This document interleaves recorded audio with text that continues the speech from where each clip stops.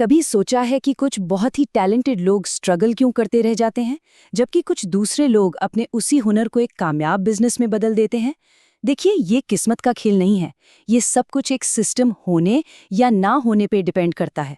तो आज हम इसी सिस्टम को समझने की कोशिश करेंगे और देखेंगे कि इसे कैसे इस्तेमाल किया जा सकता है।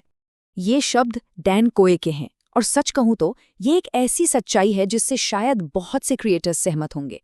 कोई अपना दिल और जान लगाकर कुछ बनाता है, ये जानते हुए कि उसमें वैल्यू है, लेकिन जब उसे पैसे में बदलने की बात आती है ना, तो कहीं कुछ कमी रह जाती है। और ये कमी हुनर की नहीं है, ये एक बिल्कुल अलग पहेली है। और यहीं पर ना दो तरह के लोग सामने आते हैं। एक स्ट्रगल करने वाला आर्टिस्ट और दूसरा एक वैल्यू बनाने वाला क्रिएटर। हुनर तो दोनों में है, लेकिन एक के पास सिर्फ कला है और दूसरे के पास कला भी है और एक टिकाऊ बिजनेस भी। तो ऐसा क्या है जो एक को दूसरे से अलग बनाता है? क्या ये सिर्फ टैलेंट की बात है या मामला कुछ और ही गहरा है? तो फिर सवाल ये उठता है कि एक स्किल होने और एक बिजनेस बनाने के बीच वो कौन सी कड़ी है जो अक्सर छूट जाती है। देखिए, ये कड़ी ना तो मेहनत है और ना ही किस्मत। ये एक ऐसा स्किल है जिसे लोग अक्सर नज़रअंदाज कर देते हैं, पर सच तो ये है कि यही सफलता के लिए सबसे ज़रूरी है। और वो स्किल है वैल्यू क्रिएशन। इसे ऐसे सोचिए, एक अच्छा बढ़ई एक कुर्सी बना सकता है, लेकिन एक शानदार बढ़ई ये समझता है कि लोगों को सिर्फ बैठने के लिए जगह नहीं चाहिए, उन्हें आराम चाहिए, स्टाइल चाहिए, अपनेपन का एहसास चाहिए, और वो उस एहसास को बेचता है। तो सीधी सी बात है, वैल्यू क्रिएशन का मतलब है अपने हुनर को लोगों की दिली ख्वाहिशों से जोड़ना। अब ये जो वैल्यू की साइकोलॉजी है ना, इसे 3 सिंपल स्टेप्स में समझा जा सकता है। पहला, पर्पस, मतलब लोगों को ये एहसास दिलाना कि हाँ, एक प्रॉब्लम है। दूसरा, पाथ, जहां आप उस प्रॉब्लम का एक साफ सुथरा सल्यूशन देते हैं। और आखिर में प्रायोरिटी, जहां आप उस प्रॉब्लम को इतना जरूरी बना देते हैं कि लोग कहें हाँ, इसे तो अभी सॉल्व करना है।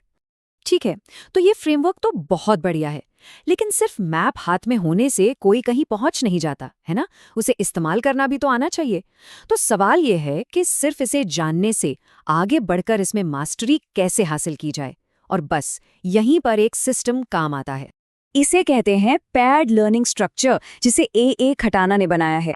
इसका फंडा ये नहीं है कि बस सीखते जाओ, नहीं, इसका मतलब है जो सीखा है उसे तुरंत टेस्ट करो, देखो कहाँ कमी है और फिर उस कमी को दूर करो। बस इसी तरह किसी भी स्किल में असली मास्टरी हासिल होती है। इस पूरे सिस्टम का जो कोर है ना, वो है ये सिंपल सा लूप: सीखो, टेस्ट करो, मजबूत बनो और आगे बढ़ो। और ये कोई वन टाइम चीज नहीं है, ये एक लगातार चलने वाला पहिया है जो आपको हमेशा ऊपर की तरफ ले जाता है। हर एक चक्कर के बाद आप पहले से बेहतर लेवल पर होते हैं। तो अब आता है असली मजा। अब हम क्या करने वाले हैं? हम डैन कोए के वैल्यू क्रिएशन वाले आइडिया को लेंगे और उसे इस पावरफुल लर्निंग सिस्टम के साथ जोड़ देंगे। वैल्यू क्रिएशन के इन स्टेप्स को आप मार्केटिंग के लेगो ब्लॉक समझिए, और अब देखते हैं कि इन लेगो ब्लॉक्स को जोड़कर कुछ बड़ा कैसे बनाया जाता है। तो ये देखिए, यहाँ ये दोनों चीज़ें एक साथ आ जाती हैं।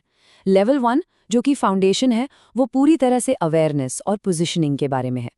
फिर आता है लेवल 2, यानी एक्टिव लर्निंग।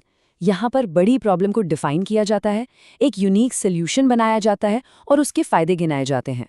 और आखिर में है लेवल 3, मास्टरी, जहाँ प्रूफ, एक बड़े आइडिया और रिस्क रिवर्सल से हर चीज़ को पक्का किया जाता है।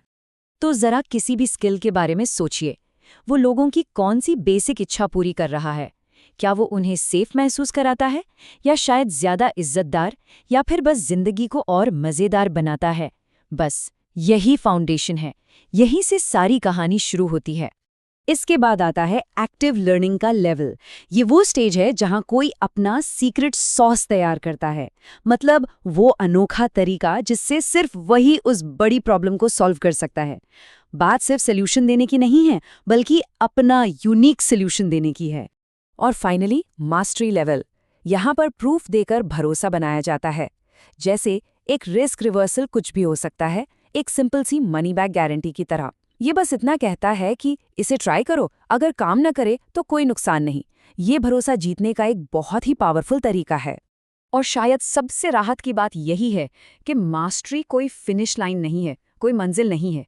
ये तो एक लगातार चलने वाला सफर है, सीखते रहने का, बेहतर होते जाने का। सच तो ये है कि ये प्रोसेस ही असल मंजिल है। तो घूम फिरकर हम वापस उसी कोर लूप पर आ जाते हैं। याद रखिए, ये सिर्फ कोई थ्योरी नहीं है, ये एक एक्शन प्लान है, एक ब्लूप्रिंट है। और यही वो ब्लूप्रिंट है जो एक टैलेंटेड एमेचर को एक असली एक्सपर्ट से अलग करता है। तो इस पूरी बातचीत का सबसे बड़ा टेक अवे क्या है? वो ये है कि स्किल एक हीरे की तरह है, लेकिन सिस्टम वो प्रेशर और वो पॉलिश है जो उसे एक बेशकीमती जेवर बनाता है। एक के बिना दूसरा अधूरा है। तो अब सवाल ये है, ऐसा कौन सा कॉम्प्लेक्स स्किल है जिसमें इस सिस्टम का इस्तेमाल करके महारत हासिल की जा सकती है? क्योंकि संभावनाएं तो बहुत हैं और शुरुआत आज से ही हो सकती है।